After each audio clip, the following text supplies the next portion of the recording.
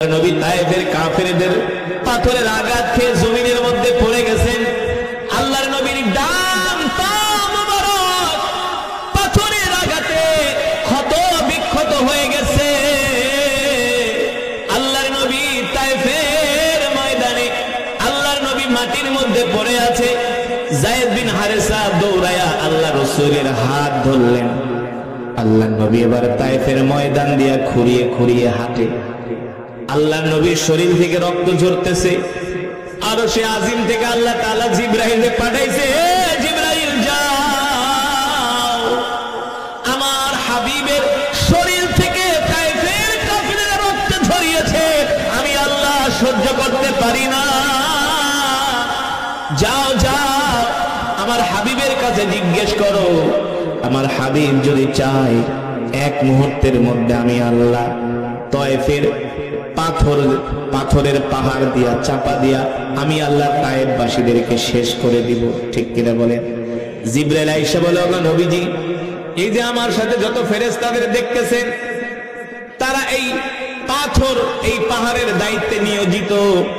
আপনি যদি বলেন তায়েফবাসীদেরকে দুই দিক থেকে পাথর দিয়া চাপা দিয়া ধ্বংস করে দেওয়া হবে। আল্লাহর নবী আসমানের দিকে হাত উঠায় বলে, আল্লাহুম্মা হদি কওমি ফাইন্নাহুম লা ইয়ালামুন, আল্লাহুম্মা হদি কওমি ফাইন্নাহুম লা ইয়ালামুন। আল্লাহ, আপনি তায়েফবাসীদেরকে ধ্বংস করবেন না। আল্লাহ, আপনি তাদের উপরে কোনো আযাব দিবেন না, তাদের উপরে কোনো গজব দিবেন না। আল্লাহ, আপনি তাদেরকে হেদায়েত নসিব করেন। হয়তোবা তারা দ্বীনের দাওয়াত গ্রহণ করে নাই, তাদের পরবর্তী প্রজন্ম দ্বীনের দাওয়াত গ্রহণ করবে। ঠিক কিনা বলেন? আল্লাহর নবী যদি প্রতিশোধ পরায়ণ হতেন, আল্লাহর নবী নির্দেশ দিলেই তো তায়েফবাসীদেরকে ধ্বংস করে দিত। তাহলে আমরা এখন আর তায়েফে যায় কোনো মুসলমান হইতাম? এখন আমরা উমরায় গেলে, হজে গেলে তায়েফে যাই কি যাই না? না, তায়েফে যাই সেই বুড়ির বাড়ি দেখি আল্লাহর নবী যেখানে নামাজ পড়ছেন। না, আজকে সেখানে সব মুসলমান আল্লাহু আকবার। মুসলমান সিরাতের কিতাবের মধ্যে আসছে আল্লাহর নবী ক্লান্ত হয়ে গেছে, পরিশ্রান্ত হয়ে গেছে। যায়েদ রাদিয়াল্লাহু তাআলা আনহুকে ডাক দিয়ে বলে, যায়েদ, দেখো তো আশেপাশে কোনো বিশ্রামের জায়গা আছে কিনা, আমাকে কোথাও নিয়ে বসাও। যায়েদ রাদিয়াল্লাহু তাআলা আনহু আল্লাহর নবীর হাত ধরে একটা আঙ্গুরের বাগানের পাশে নিয়ে আল্লাহর নবীকে বসালেন। আল্লাহর নবী ক্লান্ত শ্রান্ত অবস্থায় একটা বাগানের পাশে গাছে হেলান দিয়ে আল্লাহর নবী বসে আছেন। ওই বাগানের মালিকের নাম ছিল উতবা। নাম কি? নাম শুনছেন? উতবা। এই উতবা ছিল আল্লাহর নবীর দুশমন। তার বাড়ি হলো মক্কায়, তার একটা বাগান ছিল তায়েফে। তিনি দেখেন আল্লাহর নবী রক্তাক্ত অবস্থায় তার বাগানে বসে আছে। উতবার মায়া লেগে গেছে। মুহাম্মদকে তায়েফের মানুষ চিনে নাই, না চিনার কারণে মুহাম্মদের গায়ে পাথর মারছে। আরে মুহাম্মদের মতো এত ভালো মানুষ মক্কার জমিনে একজনও নাই। মুহাম্মদ কোনদিন মিথ্যা কথা বলে না। মুহাম্মদ মানুষের উপকার করে, কারো ক্ষতি করে না। আল্লাহু আকবার। মুহাম্মদ তো এত ভালো মানুষ যিনি কিনা মানুষের বোঝাগুলো নিজের মাথায় বহন করে আগায় দেয়। উতবারই মায়া লেগে গেছে। আত্মীয়তার সম্পর্কের একটা দোল খেতে শুরু করছে। আল্লাহ নবীর প্রতি উতবার মায়া লেগে গেছে। উতবা তার গোলামকে ডাক দিছে, মালি চল এদিকে আসো, যাও যাও, ওই যে যুবক বসে আছে তাকে আমি চিনি, তার বাড়ি হলো মক্কায়, সে আমাদের আত্মীয়, এত ভালো মানুষ, দেখো না তার চেহারাটা চাঁদের চেয়েও সুন্দর। এই মানুষের গায়ে কোনো মানুষ হাত দিতে পারে নাকি? তায়েফের মানুষ চিনে নাই। মুহাম্মদকে মেরে রক্তাক্ত করে ফেলেছে। যাও যাও, এক পেয়ালা আঙ্গুর নিয়ে ওই মুহাম্মদকে দিয়ে আসো। এবার উতবার গোলাম মালি এক পেয়ালা আঙ্গুর নিয়ে আল্লাহ নবীর কাছে আসলেন। আল্লাহ নবী 3 দিন পর্যন্ত কিছু খায় না। আল্লাহ নবী আঙ্গুর দেখে খুশি হলেন। একটা আঙ্গুর তিনি হাতে নিয়ে বিসমিল্লাহ বলে মুখে দিলেন। আর উতবার গোলাম মালি ডাক দিয়া বলে, মিন আইনা জিতা, আপনি কোত্থেকে আসছেন? আল্লাহ নবী বলেন, জিতু মিনাল মক্কা, আমি মক্কা থেকে আসছি। বলে, আপনি মক্কা থেকে আসছেন, আপনি কি বললেন? বলে, আমি বিসমিল্লাহ বলছি। বিসমিল্লাহ বললেন, এমন শব্দ তো আমি আজ পর্যন্ত কোন মানুষের মুখে শুনি নাই। সুবহানাল্লাহ বলেন। আল্লাহ নবী বলে তুমি শুনবা কিভাবে, তুমি কিভাবে শুনবা?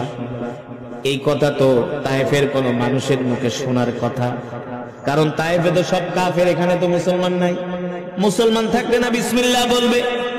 আল্লাহ নবী ডাক দিয়া বলে তোমার বাড়ি কোথায়? বলে আমার বাড়ি হলো নিনাওয়া শহরে। বলে তোমার বাড়ি যদি নিনাওয়া শহরে হয়, সেখানে আমার একজন ভাই আছে। বলে নাম কি? আমার ভাইয়ের নাম হলো ইউনুস বাত্তা আলাইহিস সালাম। উদ্বার গোলাম মালি বলে আপনি তাকে কিভাবে চিনেন? সে তো নবী। ইউনুস আলাইহিস সালাম তো নবী, আপনি তাকে কিভাবে চিনেন? আল্লাহ নবী বলে আমি কেন চিনব না? ইউনুস আলাইহিস সালাম নবী, আমিও নবী। এই কথা শোনার পরে ওই উদ্বার গোলাম মালি আল্লাহর নবীর হাত মোবারক একটা চুমু দিছে। বলে তাহলে আপনি কি শেষ জামানার পয়গম্বর? বলে আমি শেষ জামানার পয়গম্বর। বলে হ্যাঁ, আমি আমাদের ধর্মীয় কিতাবের মধ্যে শুনেছি শেষ জামানায় একজন নবীর আবির্ভাব হবে, যার নাম হবে মুহাম্মদ ইবনে আব্দুল্লাহ, যিনি কালেমার দাওয়াত দেওয়ার জন্য তয়েফে আসবে। ওগো নবী, আমি সেই দিন থেকে আমাদের ধর্মীয় কিতাবে আপনার নাম পড়ে আমি তায়েফের এই খেজুরের বাগানে, আঙ্গুরের বাগানে গোলামি করতেছি আপনাকে পাওয়ার জন্য। আপনি আর দেরি করবেন না, আপনি এখনই আমাকে কালেমা পড়ায় মুসলমান বানায় দেন। এবার উদ্বার গোলাম মালিক আল্লাহ নবী কালেমা পড়ায় মুসলমান বানায় দিলেন। দূর থেকে উদ্বার তাকায় তাকায় দেখতেছে আল্লাহ নবীর সাথে তার গোলাম হাসি দিয়া কথা বলতেছে। এবার উদ্বার চিন্তা করে মনে মনে, এতদিন কালেমার দাওয়াত ছিল মক্কায়, এখন চলে আসছে তায়েফে, আমার গোলাম মালিক কালেমা পড়া মুসলমান হয়েছে। এই কথা যদি তায়েফের মানুষ, মক্কার মানুষ জানে, তাহলে সবাই আমাকে ধিক্কার দিবে যে তোমার গোলাম কিভাবে কালেমা পড়া মুসলমান হইল। মুহাম্মদের তুমি এত বড় দুশমন। উদ্বা তার গোলামকে ডাক দিছে, এদিকে আস, এই যুবকের সাথে তো কি কথা বলস? বলে বললে আপনার সমস্যা কি? কারে বেটা, এই যুবক কি আমার চেয়ে তুই বেশি চিনস নাকি? সে তো আমাদের আত্মীয়, সে তো হলো হুয়া মাজনুন, একটা পাগল কন্যা, উযুবিল্লাহ। সে হলো হুয়া সাইন, সে হলো একটা জাদুকর। আল্লাহ রাসূলকে যখন এই কথা বলতেছে, উদ্বার গোলাম মালি বলে আপনি তো একটু আগে এই যুবকের প্রশংসা করলেন, ঠিক না? আপনি তো আঙ্গুর দিলেন, আপনি তো বললেন তার মতো এত ভালো মানুষ মক্কার জমিনে একজনও না, আপনি এখন তার বিরোধিতা কেন করতেছেন? এবার উদ্বার চুপ করে আছে। উদ্বার গোলাম মালি বলে শোনেন, আপনি আমার মনিব হইতে পারেন, আমি আপনার কাছে সত্য কথাটা প্রচার কইরা দিই। আপনি যাকে পাগল বলতেছেন, জাদুকর বলতেছেন, আসলে সে পাগল না, জাদুকর না, সে হলো আল্লাহর নবী, সে হলো আল্লাহর নবী। আমি তার হাতে হাত রেখে কালেমা পড়ে মুসলমান হয়ে গেছি। কই করছস কি? হ্যাঁ, সে সত্য নবী, সে আখেরি পয়গম্বর, যার পরে আর কোন নবী আসবে না, যিনি হলেন রাহমাতুল লিল আলামিন। ঠিক কিনা বলেন? আল্লাহ তাআলা কোরআনুল কারীমের মধ্যে সে কথাই বলছেন, ওয়ামা আরসালনাকা ইল্লা রাহমাতাল লিল আলামিন। আল্লাহু আকবার। আল্লাহর নবী আবার তায়েফ থেকে মক্কায় আসলেন। তায়েফ থেকে মক্কায় এসে আল্লাহর নবী আবার কোরআনের দাওয়াত দেওয়া শুরু করলেন। মক্কার কাফেরেরা দিন দিন আল্লাহর নবীর উপরে অত্যাচারের মাত্রা বাড়ায় দিল। এমন অত্যাচার, এমন নির্যাতন, এমন জুলুম রে যুবক, আল্লাহর নবী নামাজে যায়, যখন সেজদায় যায়, আবু জেহেল উটের নাড়ি বরিয়ে নিয়ে আল্লাহর নবীর শরীর মোবারকের উপরে চাপায় দেয়। আল্লাহর নবী রাস্তা দিয়ে হাঁটে, পথের মধ্যে কাটা বিছায় দেয়। আল্লাহর নবীকে পাগল বলে গালি দেয়, মিথ্যাবাদী বলে গালি দেয়। এত অত্যাচার, এত নির্যাতন, এত জুলুম আল্লাহ নবীর উপরে তারা বাড়ায় দিল। আল্লাহ তাআলা ডাক দিয়ে বলল, হাবিব আপনি আর মক্কায় থাকবেন না, আপনি এবার মক্কা থেকে হিজরত করে মদিনায় যাবেন, রেডি থাকবেন। আল্লাহ নবী সাইয়েদনা আবু বকরকে বললেন, আবু বকর রেডি থাকবেন, আমরা যে কোনো সময় মক্কা থেকে হিজরত করে মদিনায় চলে যাব। সাইয়েদনা আবু বকর রেডি রইলেন। আল্লাহ নবী যায় তাকে গভীর রজনীতে ডাক দিলেন। এবার মক্কা থেকে হিজরত করে মদিনার দিকে রওনা শুরু করলেন। সাথে ছিলেন সাইয়েদনা আবু বকর রাদিয়াল্লাহু তাআলা আনহু। তিনি বলেন, আমরা সফর করতে করতে অনেক দিন হয়ে গেছে, আল্লাহ নবী ক্লান্ত হয়ে গেছেন, পর্যায়ে আমি দেখি আল্লাহর নবীর হাত মোবারক ধরে আমি হাঁটতেছি, রাস্তার মধ্যে যত পাথরগুলো সব আল্লাহর নবীকে দেখে সালাম দিতেছে। পাথরগুলো আল্লাহর নবীকে সালাম দেয়, গাছগুলো আল্লাহর নবীকে সালাম দেয়। আল্লাহর নবী ডাক দিয়া বলে, পাথর সালাম দাও। কারণ কি? বলে, কেন সালাম দিব না? আপনি কি মনে করছেন আপনাকে আমরা চিনি নাই? আপনি শুধু মানুষের নবী না, আপনি আমাদেরও নবী। জোরে বলেন সুবহানাল্লাহ। গাছগুলো আল্লাহর নবীকে সালাম দেয়। সাতিশ শাজারু নাতাকাল হাজারু শাক্কাল কমারু বিইশারাতিহি।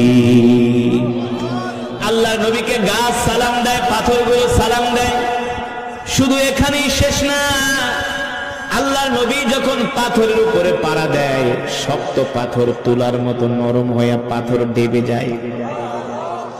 সাইয়েদনা আবু বকর বলে, আল্লাহর নবী সফর করতে করতে ক্লান্ত হয়ে গেছেন।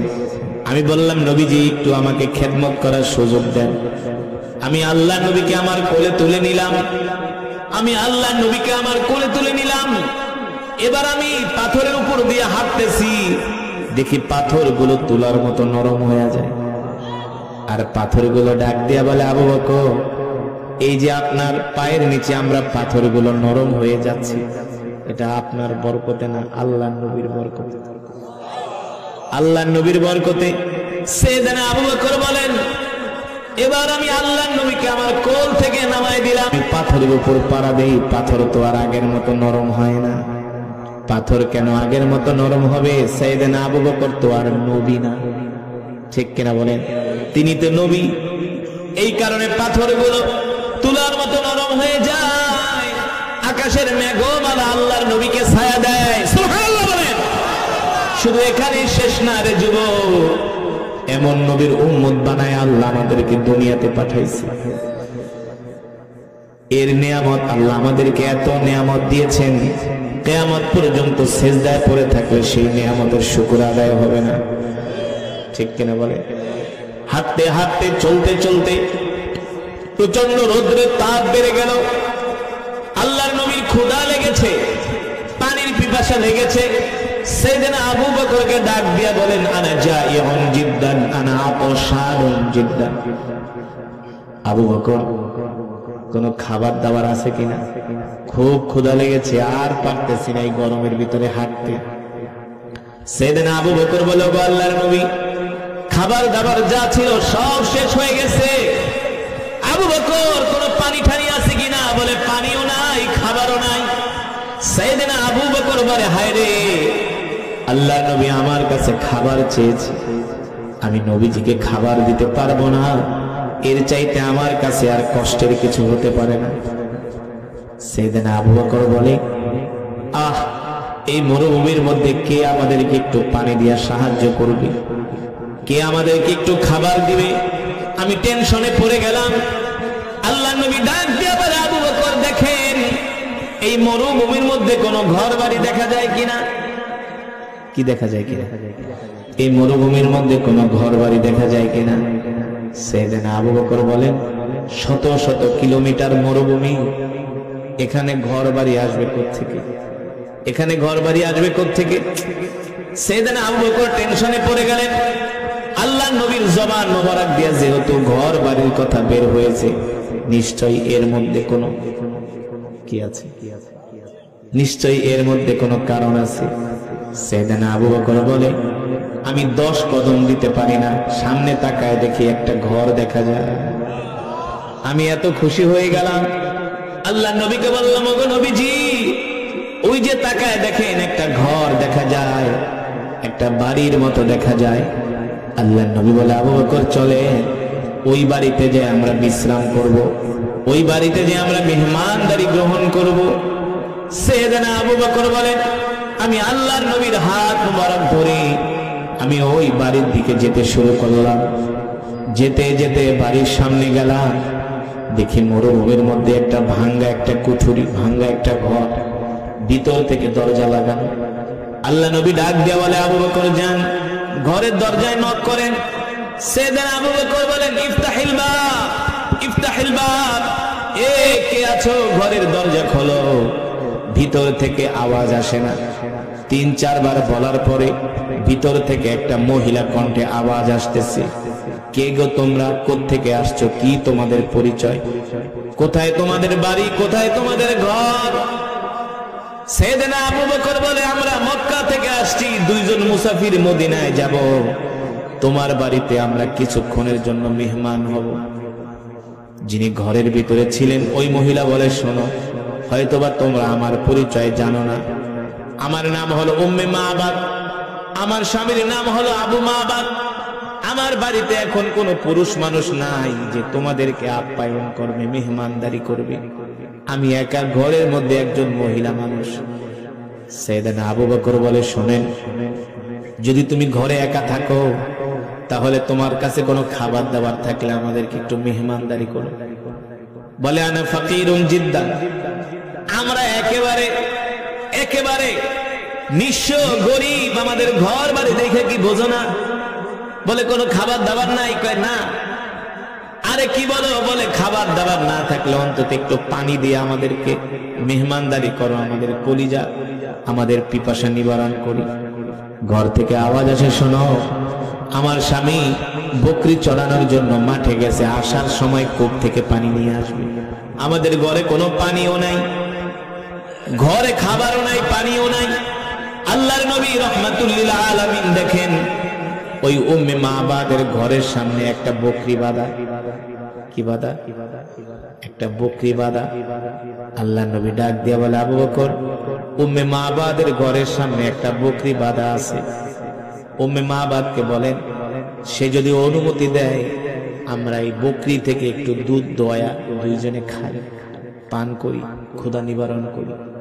সাইয়েদনা আবু বকর বলে, উম্মে মাবাদ, ও উম্মে মাবাদ, তোমার ঘরে খাবারও নাই, পানিও নাই, তাহলে তোমার ঘরের সামনে একটা বকরি বাঁধা আছে, তুমি যদি অনুমতি দাও এই বকরি থেকে আমরা একটু দুধ দোয়া 2 জনে পান করি।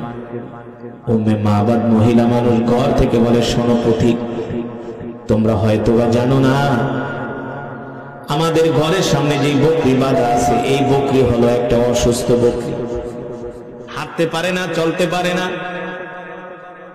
দুধ দেবে তো দূরের কথা। আল্লাহ নবী বলে, আবু বকর, আপনি শুধু অনুমতি নেন, এই বকরি থেকে দুধ দোয়ানোর দায়িত্ব আমার। জোরে বলেন সুবহানাল্লাহ। উম্মে মাবাদ তো আর জানে না তার বাড়িতে কে আসছে, ঠিক কিনা বলে? আল্লাহর নবী যখন আবু বকরকে বললেন, সাইয়েদনা আবু বকর বলে, বোন, তুমি শুধু অনুমতি দাও। 1 বার 2 বার 3 বার বলার পরে মহিলা রাগ করে কয়, কথা বললে বোঝো না, ঠিক আছে যাও, তোমরা পারলে অসুস্থ বকরির থেকে দুধ দোয়া 2 জনে পান করো। আল্লাহর নবী বলে, আবু বকর, অনুমতি তো আনছেন, এবার উম্মে মাবাদের থেকে একটা পাত্র নিয়ে আসেন, কারণ দুধ দোয়াতে একটা পাত্রতে রাখতে হবে। উম্মে মাবাদ ঘরের থেকে একটা ছোট পাত্র দিছে। আল্লাহর নবী বলে, ছোট পাত্র হবে না, বড় পাত্র আনেন। সাইয়েদনা আবু বকর বলে, বোন, একটা বড় পাত্র দাও, ছোট পাত্র হবে না। মহিলা মানুষ আরো রাগ করছে, এত বারবার বলি অসুস্থ বকরি দুধ দেয় না, আবার বড় পাত্র। ঘর থেকে একটা বড় পাত্র দিয়া উম্মে মাবাদ বলে, আমার সন্দেহ হলো, আসলে দেখি আমার বাড়িতে কে আসছে। উম্মে মাবাদ বলে, আমি ঘরের দরজাটা একটু ফাঁকা করে বাহিরে তাকাইলাম, দেখি আমার ঘরের উঠানে একজন যুবক দাঁড়ায় আছে। তার চেহারা আমি দেখি আর বারবার আকাশের চাঁদের কথা মনে করি, দেখি চাঁদ সুন্দর নাকি এই যুবক সুন্দর। উম্মে মাবাদ বলে, আল্লাহি রব্বিল কাবা, রবের কাবার কসম খায়া বলি, ওই চাঁদের চেয়েও এই যুবক সুন্দর। উম্মে মাবাদ বলে, আমি যুবক মুহাম্মাদের চেহারার দিকে তাকাই রইলাম, এখন আমি আর আমার নজর ফিরাইতে পারি না। আল্লাহু আকবার। এত সুন্দর চেহারার মানুষ আমি আজ পর্যন্ত কোনোদিন দেখি নাই। উম্মে মাবাদ আল্লাহর নবীর সৌন্দর্যের বর্ণনা দেয়। উম্মে মাবাদ বলে, মুহাম্মাদের চোখগুলো এত সুন্দর, চুলগুলো এত সুন্দর, কত সুন্দর করে কথা বলে, মুস্কি হাসি দেয়। চেহারার ভিতরে কোনো ক্লান্তির ছাপ নাই। মুহাম্মদের চেহারার দিকে তাকাইলে তাকায় থাকতে মন চায়। আল্লাহু আকবার। সে কথাই তো আল্লাহ কোরআনুল কারীমের মধ্যে বলেন, ওয়া আরসালনাকা ইল্লা রাহমাতাল লিল আলামিন। আল্লাহু আকবার।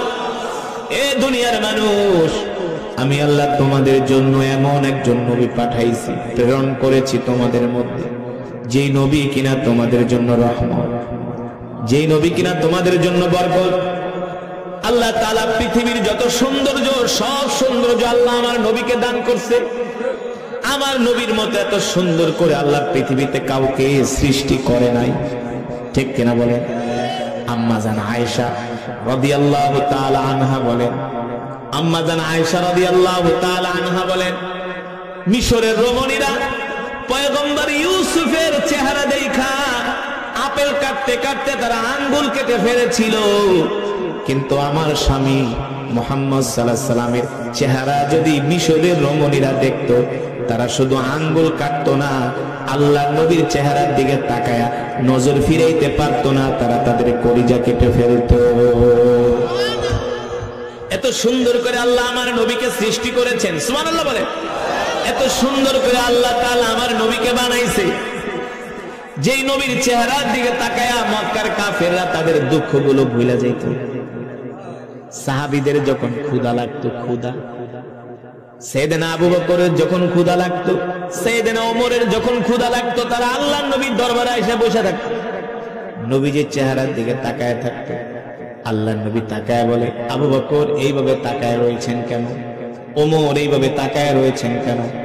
সাইয়েদনা আবু বকর ওমর উত্তর দিল, নবীজি ক্ষুধা লেগেছে, ঘরে গিয়েছিলাম, খাবার নাই, আপনার মজমায় এসে আপনার চেহারার দিকে তাকাইলে ক্ষুধার যন্ত্রণা ভুলে যায়। এমন একজন নবী আল্লাহ আমাদেরকে দিয়েছেন। আল্লাহু আকবার। যেই নবী সম্বন্ধে আল্লাহ কোরআনুল কারীমের মধ্যে বলছেন, লাকাদ জাআকুম রাসূলুম মিন আনফুসিকুম আজিজুন আলাইহি মা আনিতুম হারিসুন আলাইকুম বিল মুমিনিনা রাউফুর রহিম।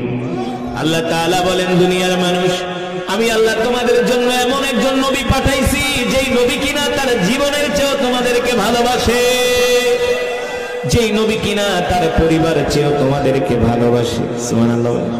যেই নবী কিনা তার আত্মীয় স্বজনের চেয়েও তোমাদেরকে ভালোবাসে, এমন একজন নবী আল্লাহ তাআলা আমাদেরকে দান করেছেন। খুশি নাকি বেজার?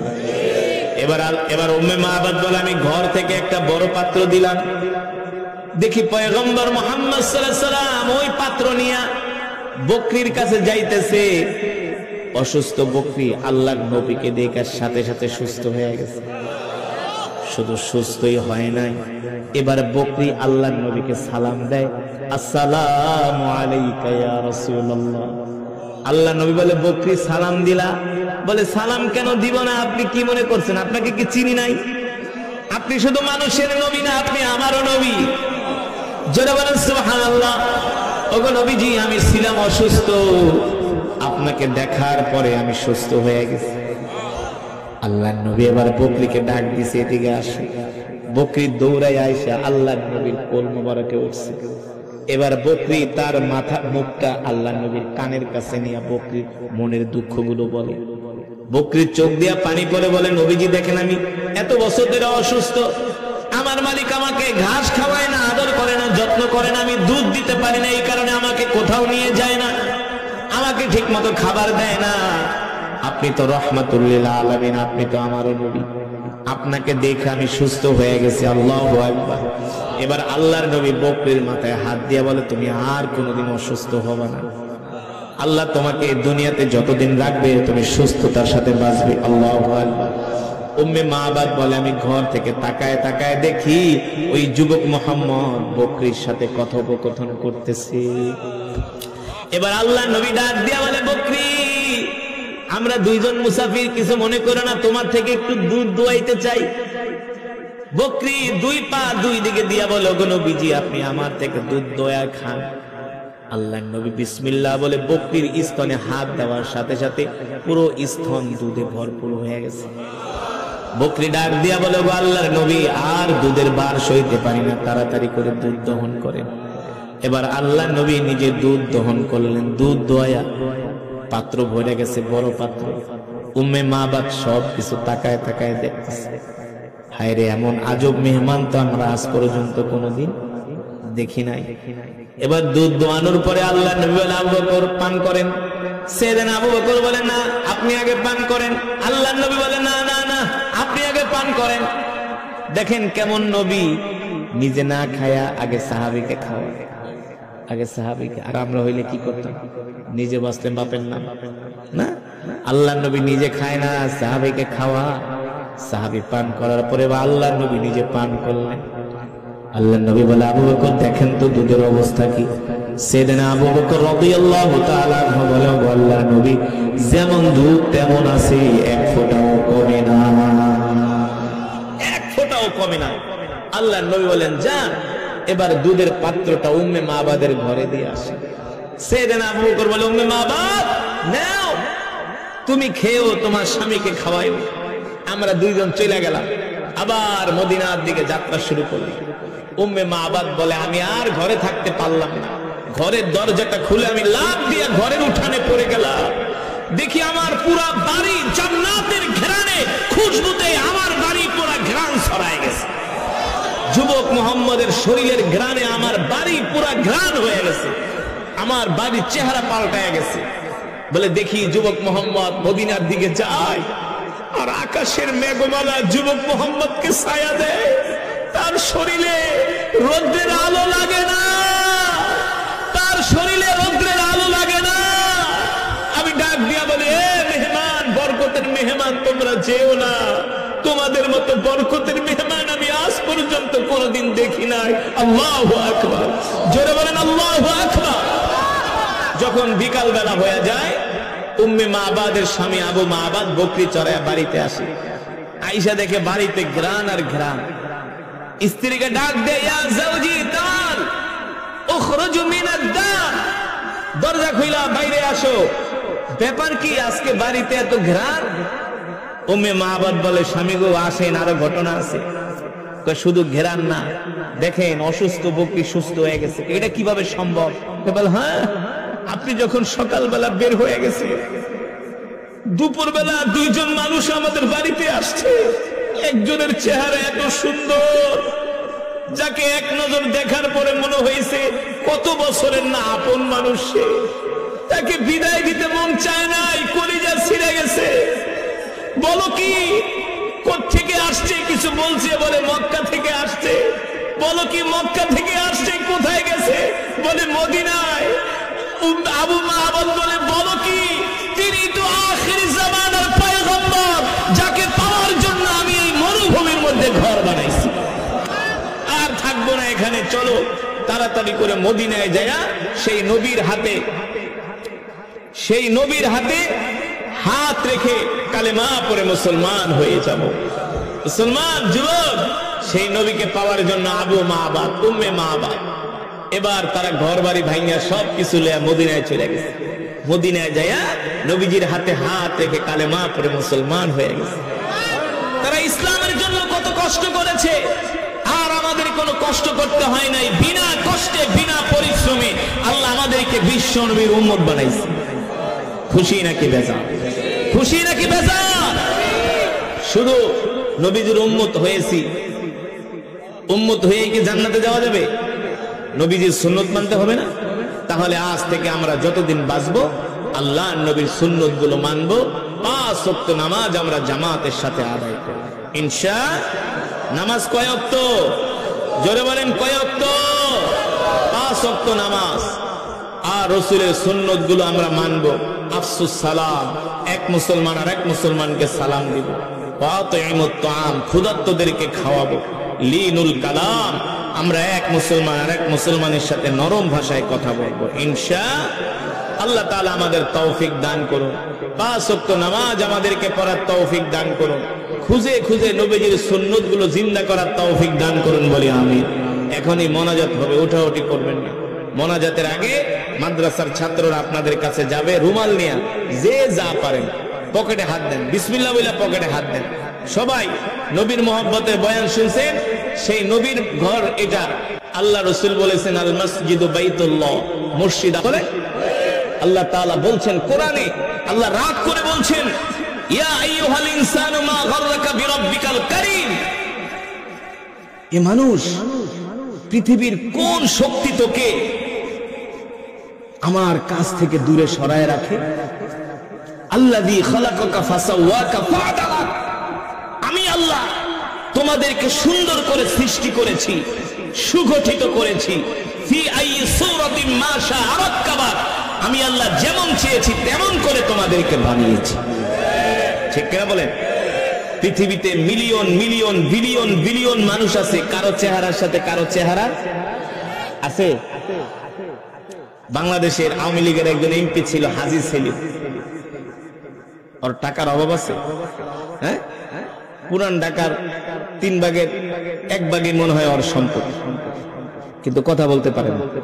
আদালতে উঠেছে না, করে কথা বলে, কথা বলতে পারে না। এই হাজী সেলিমকে যদি বলা হয় তোমার সম্পদের অর্ধেক দিয়া দাও, তোমারে জবান দিব, সে তাতেও রাজি। কিন্তু পৃথিবীর কোন ডাক্তার পারবে না। এই কারণে ডাক্তাররা সহজে নাস্তিক হয় না। একটা কথা মনে রাখবেন, ডাক্তাররা সহজে কি হয় না? নাস্তিক হয় না। যারা হিউম্যান বডি নিয়ে কাজ করে, মানুষের শরীর নিয়ে যারা চিকিৎসা করে, তারা কখনো, এগুলো আমার হাতে দেওয়া লাগবে না, আপনার কাছে রাখেন। যারা হিউম্যান বডি নিয়ে কাজ করে, যারা ডাক্তার, তারা কখনো নাস্তিক হয় না। কারণ তারা জানে এই শরীর 3.5 হাত বডি পৃথিবীর কোন বানানো মানুষের। ডাক্তার যখন চিকিৎসা করে, আপনি বলবেন ডাক্তার আমি কি সুস্থ হব? ডাক্তার কি বলে? 1 বার 2 বার 3 বার শোনার পরে বলে আল্লাহ ভালো জানে। ঠিক কিনা বলেন? তারপরে যারা পাইলট, তারা কখনো নাস্তিক হয় না। গাজীপুরের এক মাহফিলে, আমার এক মাহফিলের প্রধান অতিথি ছিল পাইলট। তিনি 32 বছর ধরে বিমান চালায়। কত বছর? গাজীপুর বাড়ি, 32 বছর ধরে বিমান চালায়। আমি পাইলটকে যখন পেলাম মাহফিলে, 1 থেকে 1.5 ঘন্টা আমি তার সাথে আলাপ করলাম। ভাই বিমান চালান, একটু বলেন না, আকাশে যখন ওড়েন তখন কেমন লাগে? বলে হুজুর যত উপরে যাই তত আল্লাহ তাআলার নিদর্শন দেখতে পাই। পরে আমরা বিমান ল্যান্ড করার 1 মিনিট আগেও আমরা বলতে পারি না যে আমরা নিরাপদে পৌঁছতে পারবো কিনা, এই গ্যারান্টি আমরা দিতে পারি না। বলে আমরা আল্লাহ তাআলার উপর ছেড়ে দিই। আমি হজে যাচ্ছি, হজ না ওমরা সফরে যাচ্ছি। একজন বিমানের পাইলট, বিমান ক্রু যারা খাবার দেয়,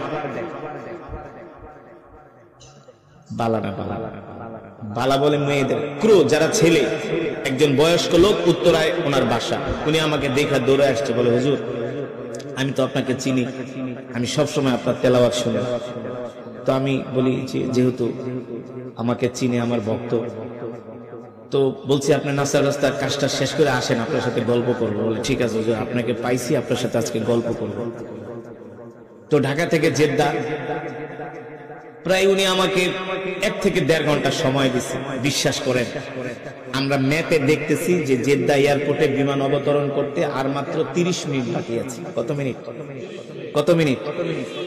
তো যারা বিমান জার্নি করে তারা মনে করেন যত টাইম কমে তত খুশি হয়, কারণ বিমানে বসে থাকতে কারোই ভালো লাগে না। বিমানে থাকা মানে কি 1 সেকেন্ডের কোনো কি নাই, নিরাপত্তা নেই, গ্যারান্টি নেই। তো আমি ক্রুকে বলতেছি ভাই আর 30 মিনিট বাকি আছে, আমরা বিমান ল্যান্ড করবো। হুজুর এটা গ্যারান্টি দেওয়া যায় না, এটা আল্লাহর হাতে। সুবহানাল্লাহ বলেন। কার হাতে? আরো জোরে বলুন কার হাতে? আল্লাহ রাব্বুল আলামিন কোরআনুল কারীমের মধ্যে সেই কথাই বলছেন, ফাবিআইয়ি আলাই রাব্বিকুমা তুকাদ্দিবান। নবী আপনি বলে দেন, এ দুনিয়ার মানুষ, তোমরা আমার কোন নিয়ামতকে অস্বীকার করবে? তোমরা আমার কোন নিয়ামতকে অস্বীকার করতে পারবে না। আমি আল্লাহ তোমাদেরকে হাজারো কোটি নিয়ামত দিয়া তোমাদেরকে আমি আল্লাহ ডুবিয়ে রেখেছি। ঠিক কিনা বলেন? কত নিয়ামত, কত নিয়ামত।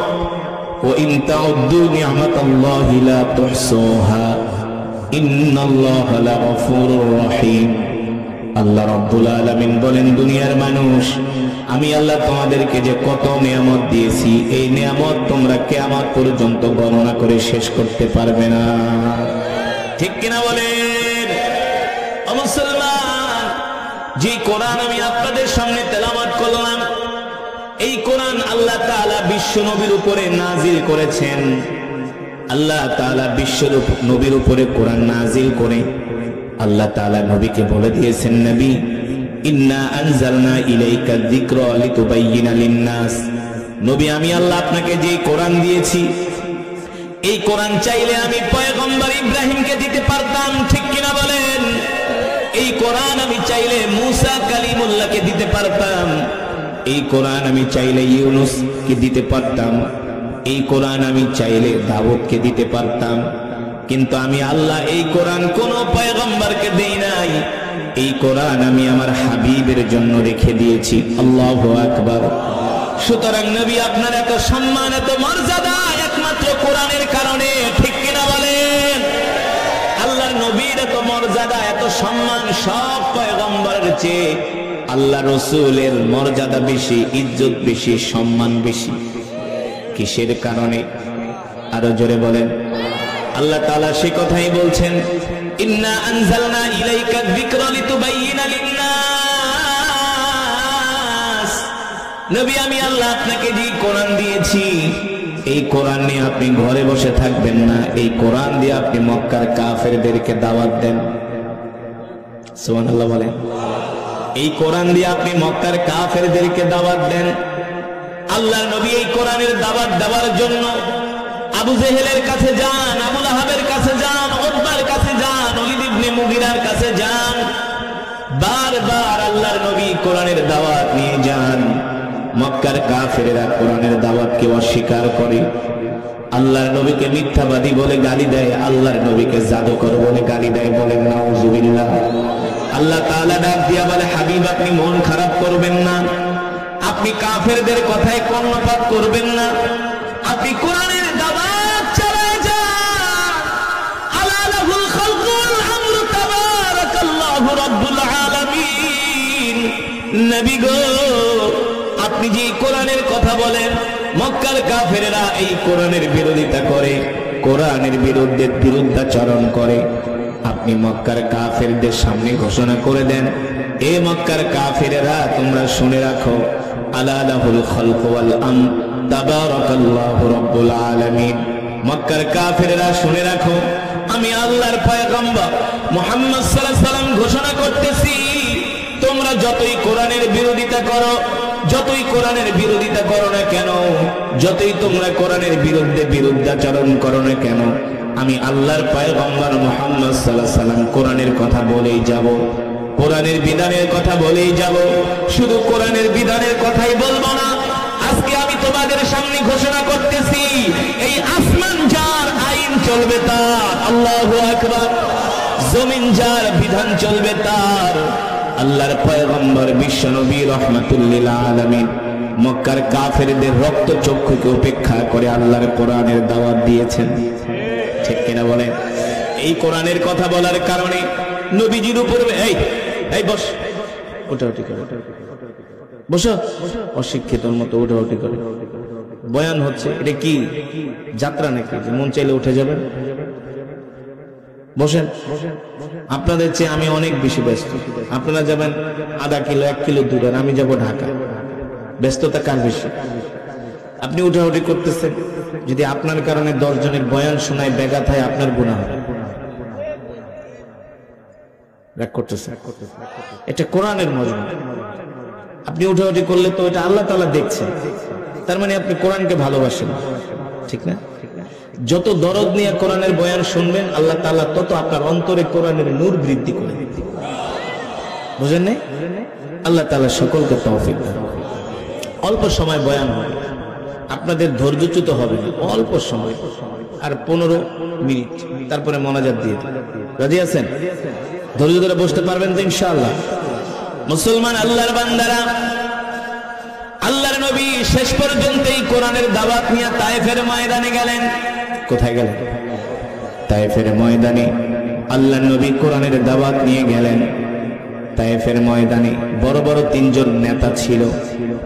একজনের নাম হলো উসওয়ান বিন হাবিব, আরেকজনের নাম হলো মাসউদ, আরেকজনের নাম হলো ওয়াইনা। আল্লাহর নবী তিনজনের কাছে কোরআনের দাওয়াত নিয়ে গেলেন। প্রথম জন বলল, মুহাম্মদ, মক্কার জমিনে এত ধনী মানুষ থাকতে আল্লাহ তোমার মতো একটা গরিব মানুষকে কেন নবী বানাইছে? নাউজুবিল্লাহ।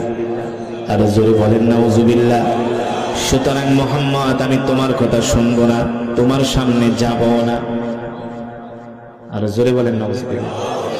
আর এক কাফের জাহান্নামের কীট, যার নাম হলো মাসউদ, তিনি বললেন, মুহাম্মদ, তুমি যদি সত্য নবী হয়ে থাকো আর যদি তুমি আমাকে দাওয়াত দাও, তোমার দাওয়াত যদি আমি গ্রহণ না করি তাহলে আমার বিপদ আছে। তার মানে আমি তোমার সামনেও যাব না, তোমার দাওয়াতের কথাও আমি শুনবো না। নাউজুবিল্লাহ। তৃতীয় জন আল্লাহর নবীকে এইভাবে উপেক্ষা করলেন। আল্লাহর নবী মন খারাপ করলেন। তায়েফের ময়দানে, মক্কা থেকে বুক ভরা কষ্ট নিয়ে তায়েফের ময়দানে গিয়েছিলেন কোরআনের দাওয়াত দেওয়ার জন্য। সিরাতের কিতাবের মধ্যে আসছে, আল্লাহর নবী 3 দিন পর্যন্ত কিছু খায় নাই। আল্লাহর নবী 3 দিন পর্যন্ত কিছু খায় নাই। ক্ষুধার্ত অবস্থায় তিনি তায়েফে গেলেন। মনে করেছিলেন তায়েফের মানুষেরা কোরআনের দাওয়াত গ্রহণ করবে। বুক ভরা আশা নিয়ে তায়েফের ময়দানে গেলেন।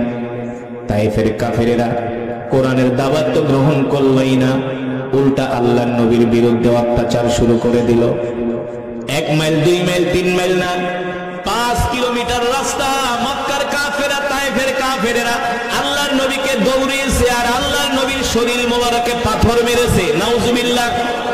পাথর মারতে মারতে আল্লাহর নবীর শরীর মোবারককে রক্তাক্ত করে ফেলেছে। ও যুবক, ও বন্ধু, আজকে আমরা সেই কোরআনের কথা শোনার সময় আমাদের হয় না, না? সেই কোরআনের মজমায় বসার সময় আমাদের হয় না। সেই কোরআন আমরা শিখি না। অথচ এই কোরআনের জন্য আল্লাহর নবী রক্ত দিয়েছেন, উহুদের ময়দানে দান মোবারক শহীদ করেছেন। আল্লাহর নবী হাসরের ময়দানে যখন বলবে, উম্মত, তোমাদেরকে আমি এত ভালোবেসেছি অথচ তোমরা কোরআন শিখলা না, সেই সময় আল্লাহর নবীর কাছে কি জবাব দিবেন বলেন? যে আল্লাহর নবীকে আল্লাহ তাআলা 70,000 বার জিজ্ঞেস করছে, ইসআলনি ইয়া মুহাম্মদ, ইসআলনি ইয়া মুহাম্মদ, ওগো আমার বন্ধু, আপনি আমার কাছে কি চান? আপনি যা চাইবেন আমি আল্লাহ আপনাকে তাই দিব। আল্লাহ তাআলা 1000 বার 2000 বার না, 70,000 বার আল্লাহ তাআলা বলছেন, হাবিব আপনি যা চান আপনাকে তাই দিব। আল্লাহ নবী শুধু বলছেন, উম্মতি উম্মতি উম্মতি উম্মতি, আমি আমার উম্মতের জন্য চাই, আমি আমার নিজের জন্য কিছু চাই না। আর সেই নবীর উম্মতেরা আজকে কোরআন পড়তে পারে না, না? সেই নবীর উম্মতেরা আজকে নামাজ পড়ে না, সেই নবীর উম্মতেরা আজকে দাড়ি রাখে না, সেই নবীর উম্মতরা আজকে রাসূলের সুন্নাত মানে না, ঠিক কিনা বলেন? অথচ আল্লাহর নবী তায়েফের ময়দানে কাফেরদের কত অত্যাচার সহ্য করেছেন। এক পর্যায়ে তায়েফের কাফেরেরা পাথর মারতে মারতে আল্লাহর নবীকে রক্তাক্ত